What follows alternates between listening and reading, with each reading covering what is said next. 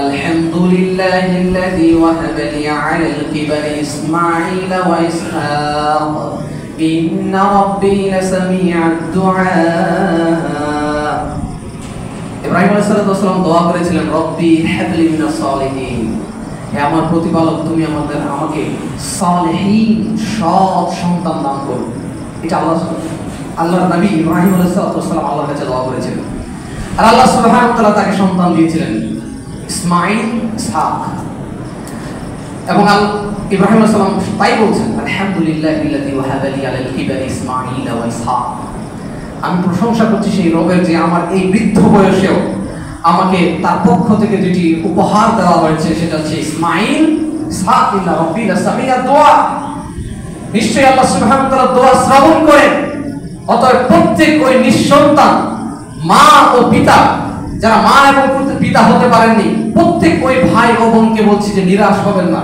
ইব্রাহিম আলাইহিস সালাম যদি 80 বছর পরে গিয়ে যদি আল্লাহ সুবহানাহু ওয়া তাআলা তাদেরকে সন্তান দেন, তাহলে আপনারা এখনো নিরাশ হবেন না।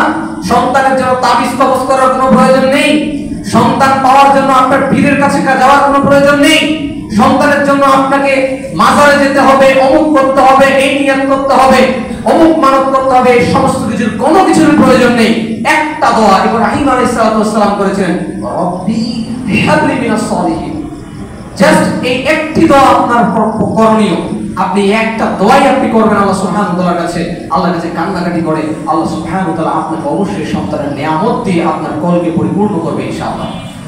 ইব্রাহিম আলাইহিস সালামকে যখন ইসমাঈলকে দেওয়া হলো, এত বছর পরে সন্তান পেলেন। এই দুধের সন্তানকে আল্লাহ সুবহানাহু ওয়া তাআলা কঠিন পরীক্ষার মধ্যে ফেলেন ঠিক ওই সময় পিতাকে। ইব্রাহিম আলাইহিস সালামকে আল্লাহর পক্ষ থেকে ওহী করা হলো, তুমি সেই ফিলিস্তিন থেকে এখন তোমার বিবি হাজেরা এবং ইসমাঈলকে, তোমার সন্তানকে ওই মক্কার প্রান্তরে নিয়ে যেয়ে রেখে আসো, যেখানে মানুষ নেই, পশু পাখি নেই, শুধুমাত্র মরুভূমি আর মরুভূমি। ফিলিস্তিন কেনান থেকে এত দূর পথ ইব্রাহিম আলাইহিস সালাম এসে রেখে চলে যাচ্ছেন। হাজেরা বলছেন, ইব্রাহিম আমাদেরকে এই অবস্থায় রেখে কোথায় চলে যাচ্ছেন? এটা কোনো কথা হলো? এই অবস্থায় আমাদেরকে রেখেছেন, আমরা কিভাবে বাঁচবো? শুধুমাত্র কিছু খেজুর আর কিছু পানি, 2-1 দিনের মধ্যে এগুলো শেষ হয়ে যাবে, কিভাবে বাঁচবো আমরা? হাজেরা ইব্রাহিমকে ডাক দিচ্ছেন, কিন্তু ইব্রাহিম আলাইহিস সালাম পিছনে ফিরে তাকাচ্ছেন না। এটাই আল্লাহর নির্দেশ পালন। পিছনের দিকে ফিরে তাকাচ্ছেন না, সামনের দিকে চলে যাচ্ছেন। শেষ পর্যন্ত হাজেরা বলছেন, ইব্রাহিম এটা কি তোমার আল্লাহর পক্ষ থেকে আদেশ জারি করা হয়েছে নাকি? ইব্রাহিম আলাইহিস সালাম শুধুমাত্র ইশারায় বললেন যে হ্যাঁ, এটা আল্লাহর পক্ষ থেকে আদেশ জারি করা হয়েছে। যখন ইব্রাহিম আলাইহিস সালাম এই কথা ইশারার মধ্যে জানিয়ে দিলেন যে হে, এটা আল্লাহর পক্ষ থেকে আল্লাহ আদেশ করেছেন, বিধায় আমি তোমাকে আর তোমার ওই কোলের দুধের শিশুকে আমি এখানে ইসমাঈলকে এখানে রেখে যাচ্ছি, যেমনি শুনেছেন হাজেরা আলাইহিস সালাম তিনি ইব্রাহিমকে বলছেন যে আপনি যান, আপনি চলে যান। যেই আল্লাহ সুবহানাহু ওয়া তাআলা আমাদেরকে এই জায়গায় রেখে যেতে বলেছেন, অবশ্যই সেই আল্লাহ সুবহানাহু ওয়া তাআলা আমাদেরকে ধ্বংস করবেন না। এরই নাম হচ্ছে আল্লাহ ভরসা। অবশ্যই ওই আল্লাহ আমাদেরকে ধ্বংস করবেন না, এরই নাম হচ্ছে আল্লাহ ভরসা। দেখছেন, সেদিন যদি হাজেরা আলাইহিস সালাম বলতেন, লজিক খাটাতে না, 2 দিন পরে এটা শেষ হয়ে যাবে, কোনো মানুষ নাই, কোনো খাবার নাই, কোনো পানি নাই, বাঁচবো কিভাবে? সে যদি সেখান থেকে প্রস্থান করতো, আর দরকার নেই আপনার মতো স্বামী, আপনি আমাকেও মারবেন, এই দুধের বাচ্চাটাকেও মারবেন, এটা কোনো কথা?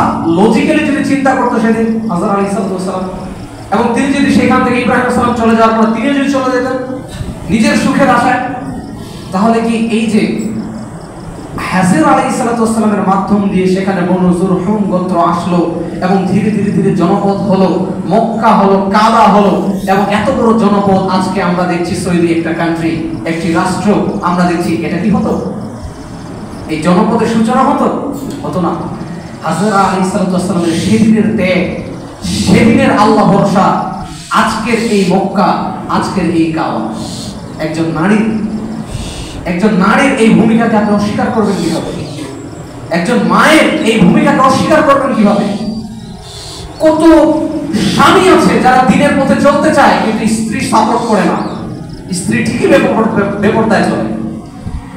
আপনি ফিরেছেন দিনের পথে, আপনি দাড়ি ছেড়ে দিয়েছেন, লেবাস পরিবর্তন করেছেন, কিন্তু স্ত্রীকে পরিবর্তন করতে পারছেন না। ওই স্বামীর যে কত কষ্ট কেমনে বোঝাবো?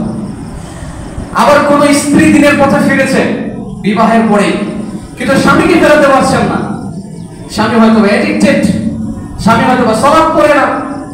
স্বামী স্ত্রীর মধ্যে এই জায়গাতে একটা দূরত্ব সৃষ্টি হয়ে যায়। একজন দিনের পথে চলে, তার একজন শয়তানের পথে চলে। এটা যে কত কষ্ট! যদি এরা দুইজন মিলে যদি আল্লাহর পথে চলতো তাহলে কি হতো? তার এটাই হচ্ছে একটা জ্বলন্ত উদাহরণ।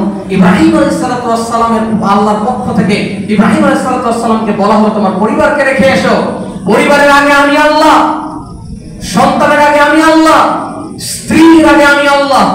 ইব্রাহিম আলাইহিস সালাতু ওয়াস সালাম এই কঠিন পরীক্ষায় নিজের পরিবারের চাইতে আল্লাহ সুবহানাহু ওয়া তাআলার আদেশকে প্রায়োরিটি দিলেন। এরপর নিজের পরিবারকে সেই মরু প্রান্তরে রেখে চলে আসলেন। ঠিক সেই সময় হাজার আলাইহিস সালাতু ওয়াস সালাম, তিনি সেই সময় ইব্রাহিম আলাইহিস সালাতু ওয়াস সালামকে সাপোর্ট করলেন। যখনই শুনলেন আল্লাহর আদেশ, তখন তিনি বিদ্রোহ করলেন না, তিনি সেটাকে মেনে নিলেন, তিনি সেটাকে অ্যাকসেপ্ট করলেন এবং সেই জায়গায় থেকে গেলেন। যদিও জানে যে কিছুদিনের মধ্যে আমার খাবার শেষ হয়ে যাবে, পানি শেষ হয়ে যাবে, জানি না কিভাবে বাঁচবো। এটি হচ্ছে দিনের মধ্যে স্বামী স্ত্রীকে এবং স্ত্রী স্বামীকে সহযোগিতা করা। প্রত্যেক ওই মুসলিম নর নারী, প্রত্যেক ওই মুসলিম ভাই ও বোনকে আমি উদাত্ত আহ্বান জানাচ্ছি, আপনি স্বামী হিসেবে আপনার আহাল পরিবারের আগে আল্লাহ সুবহানাহু ওয়া তাআলার আদেশকে প্রাধান্য দিবেন। আহাল পরিবারের জন্য রুটি রোজগার করতে হবে, কিন্তু হাইয়া আলাস সালাহ বলে যখন ডাকা হয় সেটাকে উপেক্ষা করা নয়। স্ত্রী পুত্রের জন্য আপনি খাদ্যের জোগান করবেন, আপনি সারাদিন পরিশ্রম করবেন, এটাই ঠিক, আপনার দায়িত্ব এটা। কিন্তু রমজানের সিয়ামকে উপেক্ষা করা নয়। ফজরের পর 2 পৃষ্ঠা কোরআন তেলাওয়াত